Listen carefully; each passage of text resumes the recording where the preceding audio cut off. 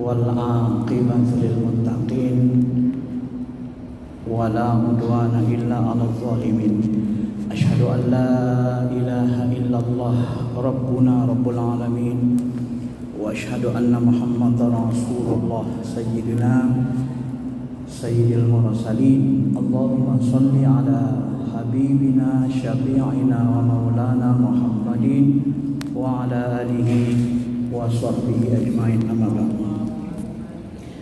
Ma'asyiral muslimin, Bapak Ibu jemaah salat Zuhur yang dirahmati Allah, mari sama-sama kita bersyukur atas segala nikmat, karunia dan kasih sayang Allah.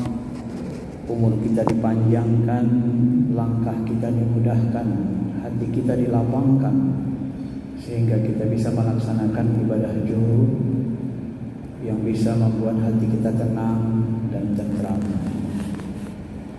Di luar sana banyak orang yang tidak terpanggil oleh Allah, yang mereka menyibukkan diri dengan urusannya masing-masing,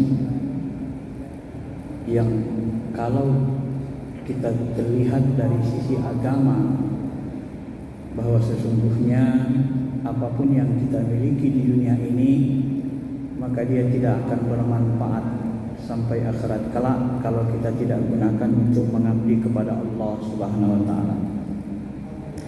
Pada kesempatan ini, materi yang akan saya bahas temanya adalah mengenali Allah Subhanahu wa taala. Banyak cara yang dilakukan orang mengenali Allah. Ada yang melakukannya mengenali Allah lewat akalnya, ada yang lewat indera matanya, ada yang lewat qalbu, hatinya, ruhnya. Yang tentunya indera mata, akal, hati, qalbu, ruh ini mengenali Allah dituntun oleh Al-Quran dan hadis kalau kita menjadi orang yang beriman. Bukan akal yang tidak tertuntun, yang hanya mampu berkontemplasi tapi tidak akan menemukan hakikat yang sebenarnya apabila tidak diberikan petunjuk oleh wahyu. Karena yang bisa mengenalkan Allah Jalla kepada hamba-hambanya adalah hanya dirinya sendiri, sedangkan hamba tidak bisa memaksa untuk mengenali Allah. Allah juga bisa dikenali lewat sifatnya, lewat asma'nya, asmaul husna. Sifatnya, sifat zatnya. Sifat zatnya ini minimal 20. Walaupun sebenarnya sifat Allah ini banyak, lebih dari 20, tetapi sifat zatnya yang pokok, yang utama adalah 20. Karena nanti dalam pembahasan yang lebih mendalam ada namanya sifat af'al, ya, ada sifat dari sifat. Nah, ini sifat zat langsung itu 20. Bapak Ibu yang dirahmati Allah Subhanahu wa taala, apa perlunya kita mengenal Allah? Kalau kita tidak mengenal Allah Tuhan kita, lalu ketika kita ibadah, ketika kita sholat setiap hari 5 waktu 5 malam, 5 kali sehari semalam, lalu yang kita sembah siapa? Jadi untuk apa kita sujud kepada sesuatu yang kita sendiri tidak kenal orang yang kita sujudi? Ini menjadi penting, sebab kalau kita tidak kenal kepada Allah, kita tidak akan termotivasi untuk mentaati Allah dengan baik. Kita tidak akan bisa menyembahnya dengan khusyuk dengan baik, dan ibadah-ibadah yang kita lakukan dia tidak akan punya kesan yang banyak, tidak akan memiliki kesan yang mendalam, ya. Dan bahkan bisa menjadi hanya sebatas seremoni belaka saja, hanya sebatas ikut-ikutan, sebatas ya mungkin untuk menggugurkan kewajiban, boleh sajalah menggugurkan kewajiban. Tapi sampai kapan kita ibadah ini hanya sekadar menggugurkan kewajiban? Tentu kita akan menjadi orang yang sangat merugi sekali apabila ibadah kita hanya sebatas seremoni dan menggugurkan kewajiban semata. Maka dari itulah masyarakat muslimin, mengenal Allah ini sangat penting. agar kita bisa beribadah dengan khusyuk, agar ibadah yang kita lakukan terasa nikmat, agar zikir-zikir yang kita persembahkan kepada Allah betul-betul berkesan di hati. Ya. Dan mengenal Allah yang paling utama adalah menggabungkan kekuatan indera mata, indera telinga, indera akal pikiran, dan indera ruh, indera rasa, indera kolbu yang dituntun oleh Al-Quran hadis. Apabila kita bisa menggabungkan seluruh ini dalam mengenali Allah, maka nanti insya Allah pengenalan kita kepada Allah semakin sempurna dan semakin detail. Ketahuilah masyarul muslimin, semakin detail, semakin sempurna kita mengenali Allah, maka semakin sempurna keyakinan kita kepada Allah, semakin dekat kita kepada Allah, semakin derajat kita semakin tinggi di sisi Allah, semakin dimuliakan kita, semakin cinta kita kepada Allah, dan Allah pun akan mengangkat kita sebagai para kekasih, atau paling tidak orang-orang yang dekat dengan kekasih-kekasih Allah. Karena tidak ada orang yang tidak mencintai Allah apabila mereka mengenali Allah Subhanahu wa taala. Dan mengenali Allah yang paling efektif sebenarnya adalah lewat ruh, lewat kalbu, yang dibantu dengan akal. Kenapa dikatakan demikian? Karena Allah Subhanahu wa taala berfirman, "Wa nafakhtu fihi mir ruhi," aku tiupkan dari ruhku. Jadi dalam ayat ini Bapak Ibu, Allah menggunakan kata tiup. Nah, kalau kata tiup mendekati bentuknya udara, maka Ibnu Taimiyah mengatakan ruh itu seperti udara, walaupun sebenarnya ruh itu bukan udara. Ya. Nah, menggunakan kata tiup ini menunjukkan bahwa ruh kita ini sangat dekat dengan Allah. Alastu bi rabbikum qalu bala syahidna. Ini dialog ruh dengan Allah, di alam ruh. Hai ruh, apakah engkau bersaksi aku adalah Tuhanmu? Syahidna, kami bersaksi ya Allah. Jadi yang bisa berdialog langsung dengan Allah itu hanya ruh. Yang punya kedekatan spesial kepada Allah itu hanya ruh, bukan mata fisik kita. Maka orang-orang yang ingin mengenali Allah dengan sempurna dituntun Al-Quran dan hadis harus mengaktifkan, menggunakan kalbunya, ruhnya dalam memahami mengenali Allah Subhanahu wa taala. Sebab yang paling dekat dengan Allah itu kalbu. Kalau jasmani kita ini Bapak Ibu, ini seperti sangkar saja ini jasmani ini. Ya. Seperti kalau kita mobil, seperti mobil. Supirnya siapa? Kalau kita masuk mobil, supirnya kita. Tapi kalau orang yang mabuk masuk mobil kita, supirnya ugal-ugalan. Dia akan nabrak ke sana kemari. Jasmani kita ini sangkar. Kalau yang menyetir jasmani kita ini ruh kita, kalbu kita, maka akan dia tarik, dia bawa untuk menghadap Allah, untuk mentaati Allah. Tapi kalau hati kita ini dikalahkan hawa nafsu, yang mengendalikan jasmani kita, sangkar jasmani ini adalah hawa nafsu. Yang mengendalikan sangkar jasmani kita ini bukan hati, bukan kalbu, tapi hawa nafsu dan setan, maka kita akan nabrak ke sana kemari, dan kita akan menemui kehancuran. Maka dari itulah masyaallah muslimin, Bapak Ibu yang dirahmati Allah, salah satu cara terbaik mengenali Allah itu adalah dengan membersihkan pengaruh hawa nafsu dari kalbu kita. Itulah yang difirmankan Allah Subhanahu wa taala, "Qul hadhihi sabili ad'u ila Allah ala basiratin ana wa man ittaba'ani."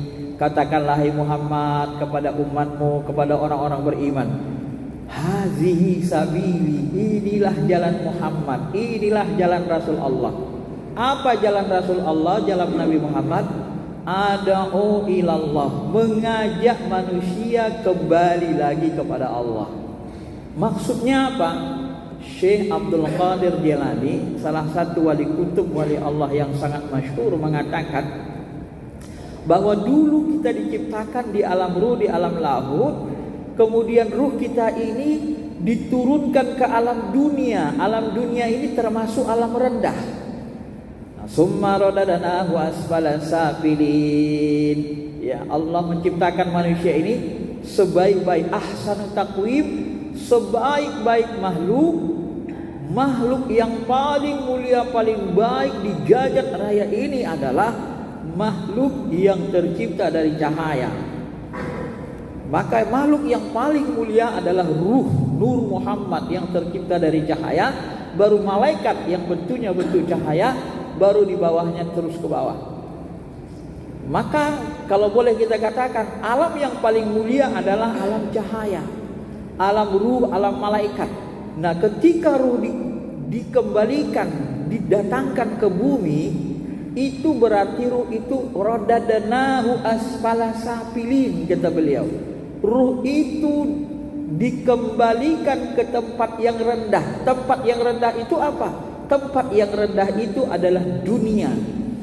Maka dunia ini disebut dunia, dia berasal dari kata dana, ya dinu dunianan, yang artinya adalah hina, rendah. Jadi alam dunia, alam nyata ini alam paling rendah dalam pandangan Allah Subhanahu wa taala. Jadi ruh dikembalikan, rodana asfala safin, dikembalikan ke alam terendah. Lalu ketika dia kembali ke alam terendah, diturunkan ke alam terendah, alam dunia, maka dileketkan di ruh kita itu hawa nafsu, ditempelkan keinginan, ditempelkan nafsu jiwa, sifat kebinatangan, sehingga dia mau makan, mau minum, dia gunakan pancara indera, lupalah dia kepada Allah perjanjiannya tadi. Karena dia lupa, maka diutuslah Nabi di bawah Quran. Datanglah Nabi, hazihi sabili, inilah jalanku, ad'u ilallah.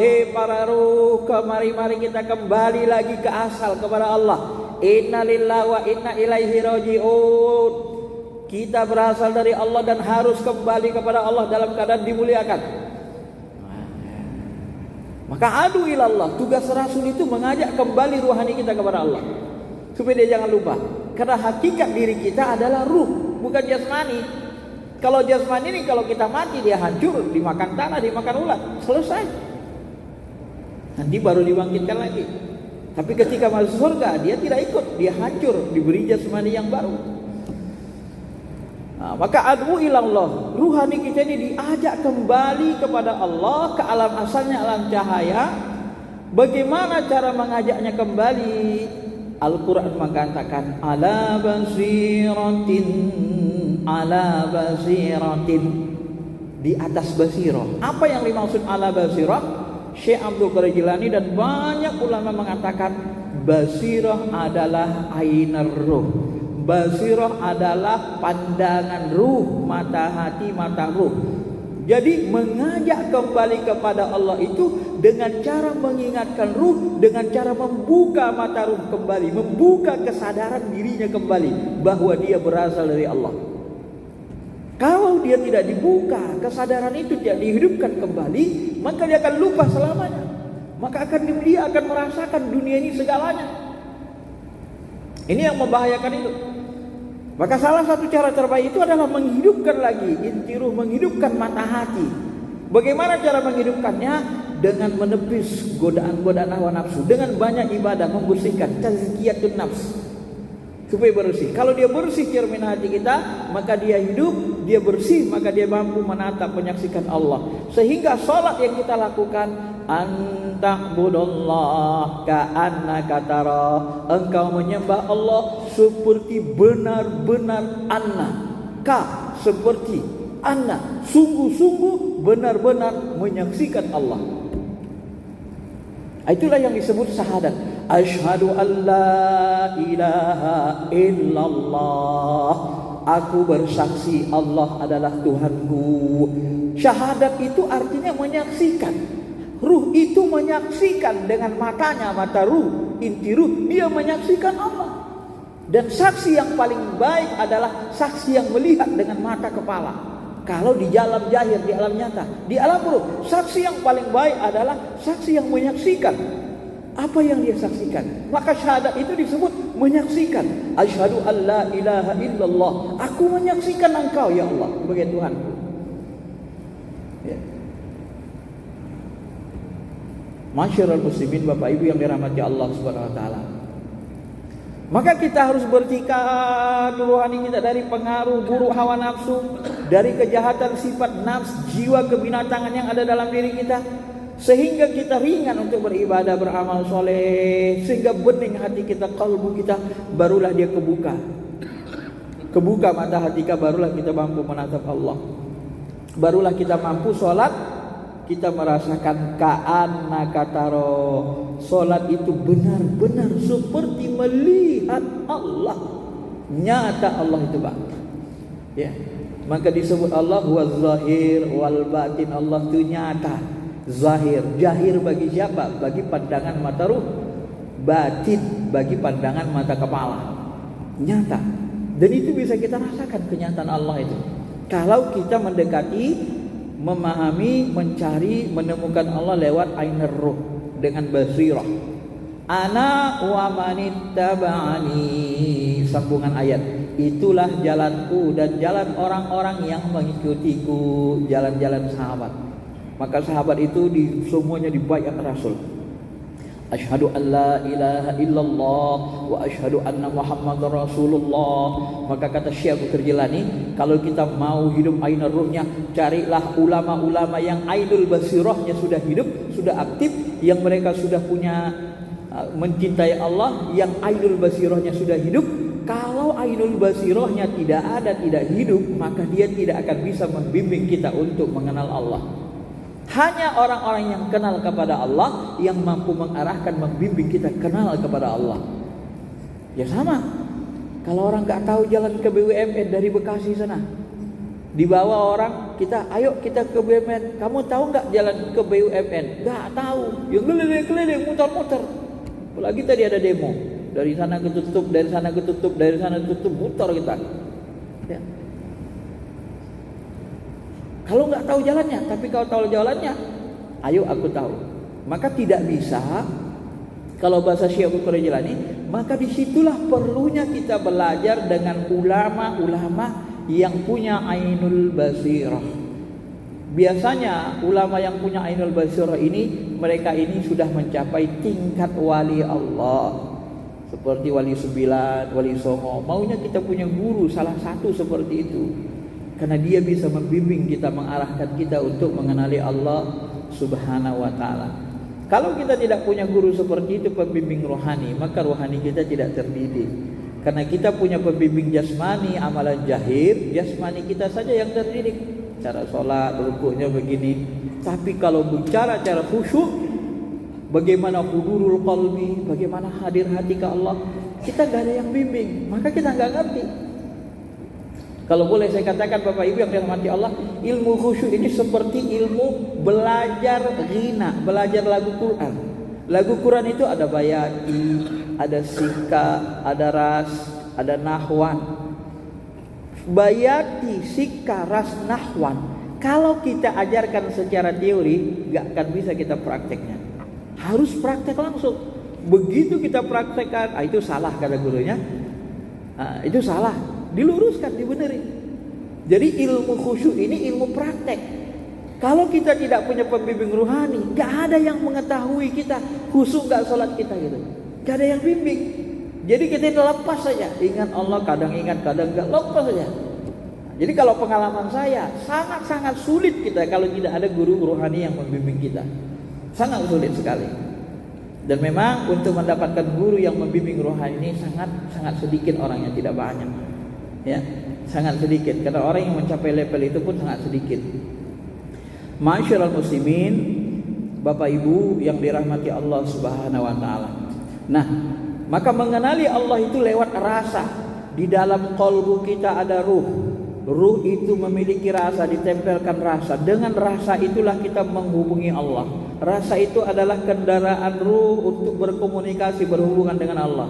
La ilaha illallah, la ilaha illallah, la ilaha illallah, la ilaha illallah. Gemetar hati kita dalam gemuruh karena kita menyaksikannya kan. La ilaha illallah, terasa nikmat menyebut nama Allah coba. Ya, nikmat sekali. Ya. Tidak bisa ceritakan, dia harus dialami saja. Maka kata Nabi, kata Allah Ta'ala, ciri-ciri orang yang beriman itu, idza dzukirallahu wajilat qulubuhum. Kalau disebut nama Allah, gemetar hati mereka. Ya Allah, gemetar hatinya, rindu, ingin jumpa, ingin menatap wajah aslinya. Kadang-kadang tara a'yunahum tanfidu minad dam'i mimma arafu minal haq. Kamu lihat mereka orang beriman itu meneteskan air matanya. Tafidu minad dam'i mimma arafu. Kenapa? Karena mereka arafu, karena mereka makrifah. Ya, arafu minal haq. Mereka mengetahui, mengenal yang hak, yang maha hak. Menetes air mata kita, Pak. Mendengar orang baca Quran. Bismillahirrahmanirrahim. Alhamdulillahirabbil alamin. Gemetar hati kita, kadang rindu, menetes air mata kita. Kenapa? Karena yang dibaca itu adalah firman-Nya, kalamnya. Maka kata Nabi, kalau kamu membaca Quran, rasakan seolah-olah Allah itu ngomong ke dirimu. Jadi kalau kita baca Quran, rasakan Quran itu Allah seolah-olah ngomong ke diri kita. Ketika kita baca ayatnya, ya, seperti orang baca surat cinta, dia menangis, dia hayati, dia menangis, dia resapi, tenggelam dia dalam perasaan menghayati itu. Ya. Begitu baca Quran juga begitu, Pak. Begitu kita baca Quran, kita hayati, tenggelam, nangis kita, ya Allah, betapa kasihnya Engkau ya Allah. Maka kejumpa ayat rahmat, ya Allah, rahmati aku, sayangi aku ya Allah. Jumpa ayat ajab, ya Allah, aku berlindung kepada murka-Mu ya Allah, aku tak suka menjadi orang yang Kau murkai ya Allah, maafkan kesalahanku. Itu akan nyambung. Karena Quran yang kita baca itu, kata Nabi, kita seperti dialog dengan Allah. Allah ngomong ke kita, kita dengerin. Allah ngomong ke kita, kita dengerin. Seperti berdialog. Barang siapa yang ingin berdialog kepada Allah, hendaklah dia membaca Al-Quran, kata Nabi. Begitu juga dengan sholat. Sholat itu disebut munajat. Apa arti munajat? Yunaja rabbahum. Itu berasal dari kata naja, artinya berbisik-bisik. Bismillahirrahmanirrahim. Dengan nama-Mu ya Allah, pengasih penyayang, Engkau ya Allah. Rasakan kasih sayang. Itu mendekati Allah lewat sifatnya, Ar-Rahman Ar-Rahim, lewat asmanya. Kita rasakan di seluruh tubuh kita dikasih sayang Allah. Ya Allah ya Rahman ya Rahim. Bismillahirrahmanirrahim. Terasa di badan kita dikasih sayang Allah. Ya Allah, darahku mengalir ke seluruh tubuh karena kasih sayang-Mu ya Allah. Jantungku ini ya Allah berdetak karena kasih sayang-Mu ya Allah. Ya. Aku menghirup udara oksigen karena kasih sayang-Mu ya Allah. Engkau yang menciptakan oksigen yang kuhirup ya Rahman. Kakiku sehat. Seluruh darahku mengalir ke seluruh tubuh, terasa sehat. Engkaulah ya Allah. Gimana kalau dibuat stroke sama Allah Ta'ala, mati badan kita sebelah. Nah, tapi kita merasakan sehat. Nah itu kita rasakan. Dan kita menangis. Ya, kita akan menangis merasakan kasih sayang Allah itu. Seolah-olah kita seperti bercengkrama. Kadang-kadang hati perasaan kita seperti dipeluk atau berpelukan dengan zat yang maha kuasa yang tidak ada bentuk rupa warnanya, atau seperti kita dibelai-belai. Ya. Ana inna abdi dzanni bi, saya sesuai dengan sangka hambaku. Apa yang kita sangka terhadap Allah, apakah kita menganggap Allah sebagai kekasih kita atau seperti orang tua kita? Itu tergantung hati kita, makom kita, dan itu akan hadir dalam diri kita, dalam diri-diri orang yang dekat kepada Allah. Kalau dia merasa Allah seperti sahabat setia, kekasihnya, orang yang sangat dia dekat, cintai, maka nanti dia gelarnya Khalilullah, seperti Ibrahim. Khalil, teman dekat, kekasih. Kalau seperti kekasih, tempat dialog, bercengkrama, dia menjadi Habibullah. Jadi tergantung. Jadi gelar kita itu tergantung kepada kedekatan, rasa ruhani, rasa ruh yang kita miliki ke Allah. Ya. Kalau kita sering berdialog kepada Allah, sikit-sikit ya Allah aku mohon ini, aku mohon ini, aku mohon ini, sikit-sikit ngobrol. Berarti gelar ruh kita mendekati gelar ruh Nabi Musa, kalamullah. Nabi Musa itu kalau ada masalah dialog terus sama Allah. Ana inda abdi dzanni bi, kata Allah, aku sesuai sangka hambaku. Bagaimana hambaku menyangka, memposisikan diriku dalam dirinya, ya begitulah aku menyangka. Ya. Ini Allah Subhanahu wa taala. Maka kita Bapak Ibu yang dirahmati Allah Subhanahu wa taala harus tetap berusaha mengenali Allah lewat apa? Lewat akal. Lewat akal itu pemahaman yang sederhana dari awal. Kita melihat alam semesta, lihat langit, ya Allah, langit ini ya Allah sangat besar, sangat luas, tidak ada ujungnya. Aku terbang ke ujung sana tak menyentuhnya, terbang ke ujung kanan tak menyentuh, ke kiri, ke bawah, ke atas tak bisa menyentuh langit. Yang maha luas Engkau menciptakannya ya Allah. Sudah ribuan bahkan miliaran tahun langit ini tidak pernah rusak, tidak pernah hancur, tidak pernah miring, tidak pernah cobel, tidak pernah langit itu menjadi miring ya. Hal taramim putur, apakah kamu melihat ada kerusakan di langit yang diciptakan Allah? Ini hati kita melihat itu, kita kagum akan kebesaran Allah. Ini pakai akal, bantu. Karena kita melihat di alam ini ada akal Allah, perbuatan Allah Subhanahu wa taala. Itu untuk menambahkan keyakinan. Wa bi anfusikum, di dalam diri kita lihat. Kita gerakkan tangan seperti ini. Siapa yang menggerakkan tangan ini? Yang menggerakkan adalah ruh. Ruh itu dapat energi dari mana? Wa nafakhtu fihi mir ruhi. Ruh itu sebenarnya dapat kekuatan langsung dari Allah Subhanahu wa taala. Dari sifatnya. Ya. Siapa yang bisa memberikan ruh tenaga kalau bukan Allah? Enggak ada. Jin enggak bisa berikan tenaga sama ruh kita, Pak. Karena derajatnya di bawah kita. Satu-satunya yang bisa memberikan tenaga kepada ruh kita hanya Allah Ta'ala. Ya. Maka kita rasakan, maka di balik ruh itu, rasa yang kita rasakan itu adalah dialah itu yang tidak berbentuk, tidak berupa, tidak berwarna. Nah, begitulah cara kita bertuhan. Semakin dalam rasa bertuhan yang kita miliki, maka nanti semakin yakin kita kepada Allah. Semakin yakin dekat kepada Allah, semakin nikmatlah ibadah. Ibadah ya Allah, betapa nikmatnya munajat, betapa nikmatnya mengingatmu ya Allah. Ya, sangat nikmat sekali Pak. Tak bisa kita ceritakan dengan lisan, itu harus diamalkan. Ya, ilmu ruh, ilmu rasa itu harus praktek. Seperti yang saya katakan tadi, belajar lagu Quran praktek, jangan diteorikan, enggak pintar-pintar, enggak bisa harus praktek. Yang memprakteknya siapa yang bimbingnya?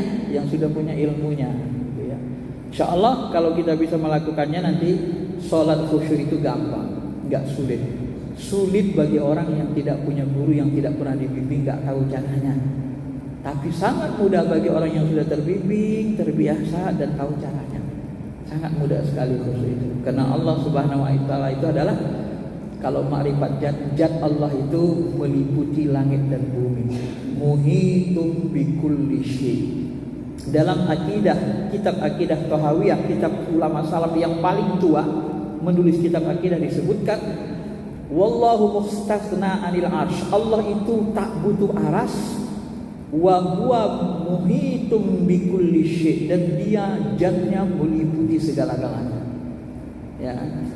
Allah itu zatnya meliputi langit bumi, meliputi alam malakut, alam nyata, alam jabarut, meliputi semua alam zatnya itu. Tapi zatnya enggak ada bentuk, enggak ada, bisa dirasakan saja.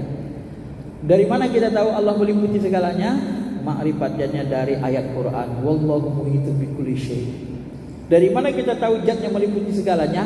Dari Allah sendiri yang mengatakan, Allahu nurus samawati wal ardh. Allah itu nama zat. Zat Allah itu seperti cahaya langit dan bumi. Zat Allah itu seperti cahaya. Maksudnya apa? Zat Allah itu seperti cahaya. Maksudnya kalau dia seperti cahaya, sifat zatnya cahaya. Cahaya itu kalau dia menerangi, dia liputi segala-galanya, Pak. Semuanya dia tembus, dia liputi. Ya. Kalau Ar-Rahman 'alal arsy istawa. Ar-Rahman itu bukan nama zat. Ar-Rahman itu nama sifat, nama asma, pengasih. Tapi Allahu nurus samawati wal ardh, itu langsung nama zatnya. Allahu nur. Allah itu cahaya langit dan bumi. Artinya dia seperti cahaya, meliputi segala-galanya. Itu sifat zatnya. Maka ketika kita sholat, kata Nabi, ketika seorang sholat jangan meludah ke depan. Kenapa? Karena Allah berada di antara dirinya dan Ka'bah. Ketika orang salat, orang itu munajat itu apa? Berbisik-bisik. Jadi rasakan saja Allah di hadapan kita. Bismillahirrahmanirrahim. Alhamdulillahirabbil alamin Ar-Rahmanir Rahim. Rasakan nyata dalam pandangan hati kita Allah. Ya Allah, kalau itu ya Allah. Ya, Allah itu meliputi. Itu Allah itu. Tapi enggak boleh tunjuk pakai tangan. Kalau tunjuk pakai tangan, Allah bertempat. Tapi kalau saya katakan itu Allah tuh pakai hati saya, itu Allah tuh boleh. Karena dia meliputi segala-galanya. Maka di dalam hadis kursi dikatakan tidak ada yang bisa meliputi zatku kecuali hati hambaku yang beriman. Kenapa hati yang bisa meliputi zatnya? Coba pahami dengan baik. Karena hati kita ini, mata hati bisa memandang keseluruhan. Pejamkan mata kita, coba pandangkan mata hati kita ke langit, ke bumi, keseluruhan, ke jagat raya. Bisa nggak? Terpandang dalam hati kita, semuanya terpandang, meliputi. Maka bertuhan itu harus pakai kolbu, jangan semata-mata ini. Kalau ini nggak sanggup dia nalar, dia harus dapat ilmu dari kolbu. Pandangkan hati kita, terpandang semuanya, langit, bumi, atas, bawah, terpandang pakai mata hati. Kalau mata kepala, cuma itu yang kelihatan, di sana nggak kelihatan. Kalau mata hati, coba pandang rumah kita.